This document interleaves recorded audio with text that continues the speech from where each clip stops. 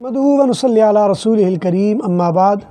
اعوذ باللہ من الشیطان الرجیم بسم اللہ الرحمن الرحیم۔ شادی کے بعد خاوند بیوی کے معاملات میں ویسے تو اللہ تبارک و تعالیٰ نے ایک مختصر سا ضابطہ دیا ہے اور فرمایا کہ ہن لباس لکم وانتم لباس لہن۔ اللہ تعالیٰ نے تمہیں ان کا لباس بنایا اور ان کو تمہارا لباس بنایا۔ یہ تو معاملہ آسان سا ہے، لیکن آج ایک سوال ایسا آیا جس کی وجہ سے میرے دل میں آیا کہ تھوڑی سی وضاحت کر دی جائے اور اسے عام لوگوں کی رہنمائی کے لیے اس کی اشاعت بھی عام ہو جائے۔ سوال کرنے والے نے یوں سوال کیا کہ کرونا کی وجہ سے چونکہ آج کل خاوند گھر سے باہر نکلتے نہیں، گھروں میں ہوتے ہیں، اور پھر گھروں میں زیادہ تر ان کا استعمال وہ موبائل کے ذریعے ہے، موبائل کی مختلف فلمیں دیکھتے ہیں، مختلف چیزیں دیکھتے ہیں، لہٰذا وہ بیویوں سے ایسا مطالبہ کرتے ہیں حیا کی وجہ سے جو وہ پورا نہیں کر پاتی۔ تو آپ یہ فرمائیے کہ ہم اس کے لیے کیا کریں؟ چونکہ سوال کرنے والے وہ خواتین تھیں اور انہوں نے کسی ایک کو نمائندہ بنا کے مجھ سے سوال کیا تھا۔ اس سلسلے میں چند معروضات ہیں،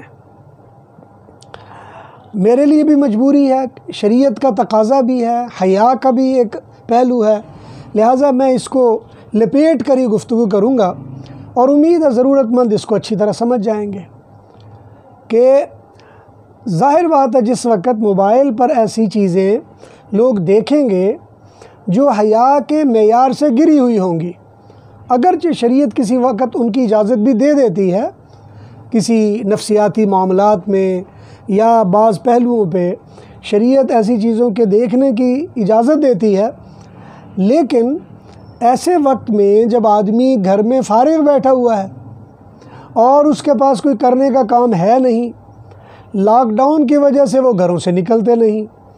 اور گھر میں بیگمات سے وہ مطالبے کرتے ہیں اور ایسے عجیب عجیب مطالبے کر رہے ہوتے ہیں کہ جس کی وجہ سے بیگمات اپنی حیا کی حدود کی وجہ سے وہ پورا نہیں کر پاتی،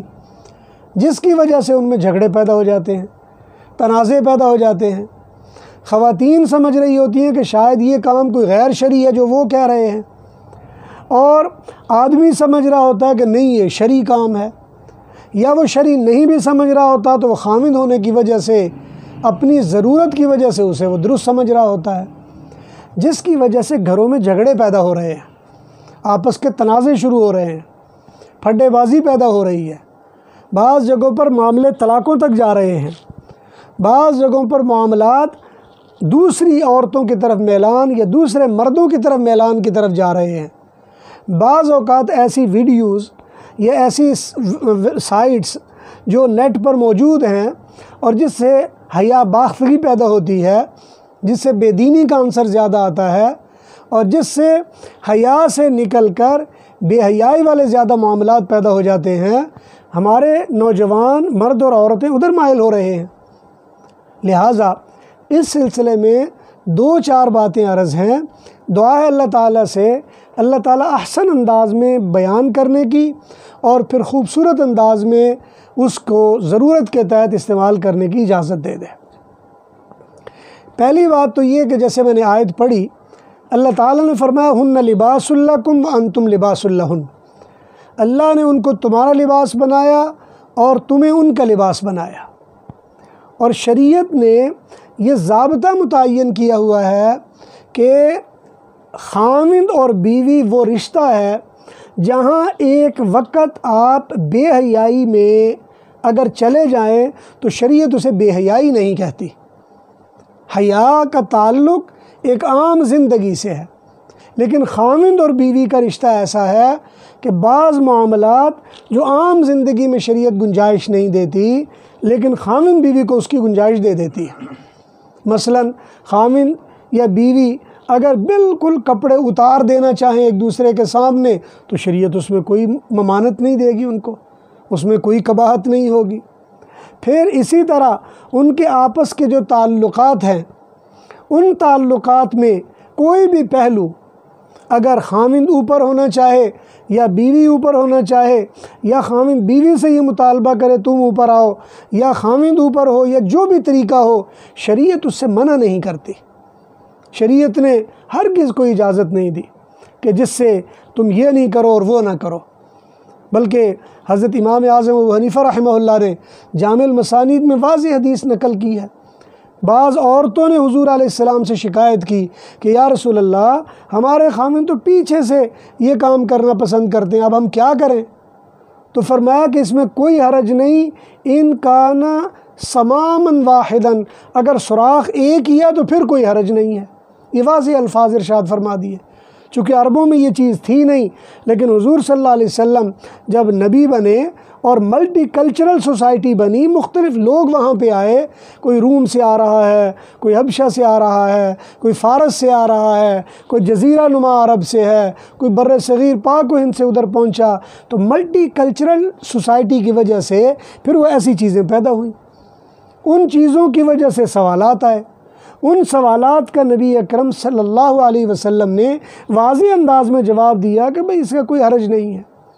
شرط یہ ہے کہ لو کان سماما واحدا، اگر ایک ہی جگہ پر ہو۔ تو اس لیے اگر کوئی بھی ایسا انداز اختیار کرنا چاہتے ہیں، اس کا کوئی مسئلہ نہیں ہے، شریعت نے اس میں گنجائش دی ہوئی ہے۔ بلکہ اگر میں زیادہ کھلی بات کروں تو آج سے بہت پہلے پرانے وقتوں میں ایک مذہب گزرا ہے جو اب ہندوؤں میں مرج ہو کر رہ گیا ہے۔ ان کی باقاعدہ ایک آسمانی کتاب ہے جس کا نام شاید کاما سوترا ہے، یہ باقاعدہ ان کی مذہبی کتاب ہے، اور اس کا ایک بہت بڑا فرقہ ہے۔ یہ ہندوستان کے تقریباً جو تامل ناڈو والی سائڈ ہے وہاں یہ فرقہ بہت زیادہ پایا جاتا ہے، اور گرو رجنیش ان کا بڑا آدمی تھا جو ان کا سب سے بڑا وہ سمجھا جاتا تھا۔ ان کے ہاں آج بھی جو عبادت گاہیں ہیں وہ عورت کی شرمگاہ کے انداز میں اس کا دروازہ بنایا جاتا ہے، اور اندر آدمی کی شرمگاہ کے انداز میں اندر بت رکھا ہوا ہوتا ہے جس کی وہ پوجا کر رہے ہوتے ہیں۔ جاپان میں اسی طرح کے لوگ ہیں جو یہی کام کر رہے ہوتے ہیں۔ لیکن یہ حیا باختگی ہے، یہ حیا سے نکل جانا ہے۔ یہاں صرف بات ہو رہی ہے انسان میں، انسانوں کو اللہ تعالیٰ نے اس طرح پیدا کیا کہ آدمی کو عورت کی ضرورت اور عورت کو آدمی کی ضرورت کے لیے پیدا کیا، دونوں کو ایک دوسرے کی ضرورت کے لیے پیدا کیا، اور دونوں ایک دوسرے کی تسکین کا باعث ہیں۔ قرآن کریم میں اللہ نے فرمایا لِتَسْكُنُوا إِلَيْهَا وَجَعَلَ بَيْنَكُمْ مَوَدَّةً وَرَحْمَةً۔ اللہ نے خاوند کو بیوی کے لیے یا بیوی کو خاوند کے لیے اس لیے پیدا کیا لِتَسْكُنُوا إِلَيْهَا، تاکہ وہ سکون حاصل کر سکے۔ اب سکون حاصل کرنے کے لیے ہر آدمی کا نفسیاتی طور پر انداز الگ ہے۔ بعض لوگ ایسے ہوتے ہیں وہ آنکھوں سے دیکھ کر ان کو زیادہ سکون ملتا ہے، بعض لوگ ایسے ہیں جن کو ہاتھوں سے ٹچ کر کے زیادہ سکون ملتا ہے۔ یہ تو جو نفسیات کے ماہرین ہیں انہوں نے اپنی کتابوں میں لکھا ہے کہ بعضوں کے سکون کے محسوس کرنے کی جگہ ہونٹوں میں رکھی ہے، لہٰذا وہ کسنگ زیادہ کرتے ہیں۔ بعضوں کے سکون محسوس کرنے کی جگہ وہ گالوں میں رکھی ہے، بعضوں کے سکون محسوس کرنے کی جگہ وہ ہاتھ کے پوروں میں رکھی ہے، بعض کے سکون کی جگہ وہ تھائز میں رکھی ہے، بعضوں کے سکون کی جگہ جسم کے کسی اور جگہ میں رکھی ہے۔ یہ اللہ تعالیٰ کا ایک ایسا نظام ہے جو اللہ تعالیٰ نے ہر عورت کو اور ہر آدمی کو الگ الگ انداز میں دیا ہے، اور خاوند اور بیوی کو ایک دوسرے کے ساتھ خاص اس لیے کر دیا گیا تاکہ وہ ایک دوسرے کو جان سکیں اور پہچان سکیں کہ کون سا طریقہ ہے جس سے اس کو سکون زیادہ میسر آئے گا اور اس کو راحت زیادہ ملے گی اور محبت میں زیادہ اضافہ ہوگا۔ کیونکہ شادی یعنی خاوند اور بیوی کے رشتے کے بعد دو پہلو ہیں زندگی کے، ایک اولاد کا پیدا ہونا، ایک زندگی میں راحت اور سکون کا میسر آنا۔ یہ دونوں چیزیں لازم و ملزوم ہیں۔ اگر کوئی آدمی یہ سوچے کہ نہیں جی نہیں اولاد کی ضرورت نہیں ہے، بس سکون ہونا چاہیے، یا سکون کیا ہوتا ہے بس اولاد ہونی چاہیے، یہ دونوں چیزیں افراط و تفریط میں ہیں، دونوں کی شریعت اجازت نہیں دیتی ہے۔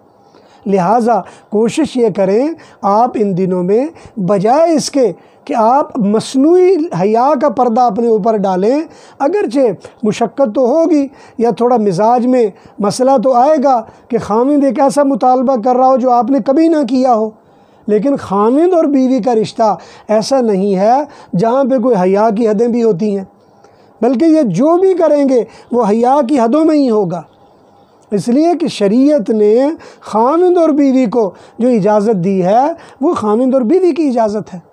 لہذا اس میں کوئی بھی ایسا انداز یا کوئی بھی ایسا طریقہ یا کوئی بھی ایسا پہلو اگر وہ آپس میں کرنا چاہیں تو شریعت ان کو اس کی اجازت دے دیتی ہے، اور اس میں ہرگز کوئی ممانعت، کوئی قباحت، کوئی روک نہیں لگاتی کہ تم یہ نہیں کر سکتے، وہ نہیں کر سکتے، یہاں نہیں جا سکتے، وہاں نہیں جا سکتے۔ لیکن شرط ایک ہی ہے کہ آپ وہ اس عمل میں محبت میں اضافہ اور اولاد کا حصول، اللہ تعالیٰ کے احکامات کی تکمیل اور دینی لحاظ سے ایک دوسرے کی تسکین کا باعث ہو۔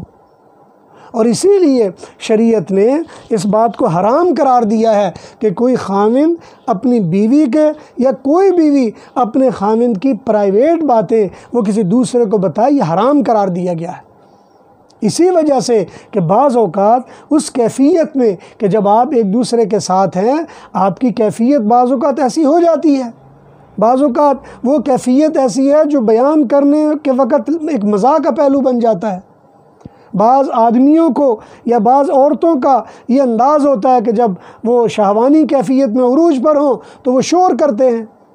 بعض اوقات وہ کودنا شروع کر دیتے ہیں، یا اور کئی اس طرح کے معاملات ہوتے ہیں۔ لیکن یہ سارے کے سارے معاملات یہ شریعت نے پردہ رکھنے کا حکم دیا ہے تاکہ لوگوں کو نہ بتائے جائیں، تضحیق کا پہلو نہ بن جائے،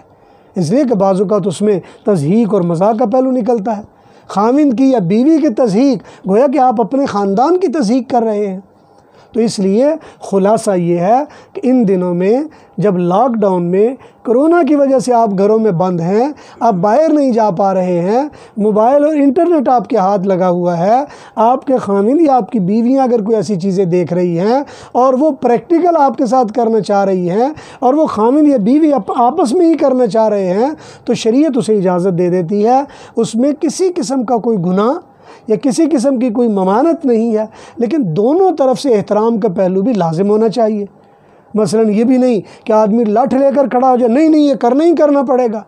نہیں تو میں طلاق دے دوں گا، نہیں تو یہ کر دوں گا۔ اسے بھی سمجھنا چاہیے کہ بھئی آج تک جو کام ہم نے نہیں کیا، ہمارے 5 یا 6 یا 7 بچے ہو گئے ہیں، آج اگر میں ایک چیز کا مطالبہ کر رہا ہوں تو ایک دم سے تو نہیں ہو پائے گا۔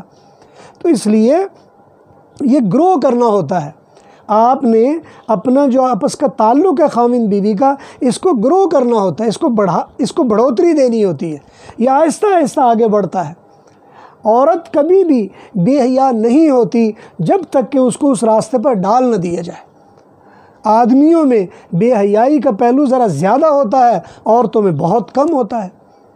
لیکن اگر آپ چاہتے ہیں کہ آپ کی بیوی آپ کی مرضی، آپ کی منشا کے مطابق چلے تو آپ کو اس کے لیے ٹائم دینا پڑے گا، اس کے لیے اس کو مائل بھی کرنا پڑے گا، اس کو سمجھانا بھی پڑے گا اور اس کے ساتھ اپنے آپ کو ایڈجسٹ بھی کرنا پڑے گا۔ اور اس لیے کوشش کریں اللہ تبارک و تعالیٰ کے احکامات کی تعمیل کرتے ہوئے آپس کی تسکین، مودت اور رحمت کا باعث بنیں اور آپس میں ایک دوسرے کے لیے زحمت اور تکلیف کا باعث نہ بنے۔ دعا ہے اللہ ذوالجلال سے جو باتیں میں نے عرض کی ہیں اللہ تعالیٰ سمجھنے اور عمل کرنے اور اس کے مطابق اپنے آپ کو ڈھالنے اور شریعت کی بالادستی کو اپنے ذہنوں میں قائم رکھتے ہوئے اس کے مطابق چلنے کی توفیق نصیب فرمائے۔ وآخر دعوانا الحمدللہ رب العالمین۔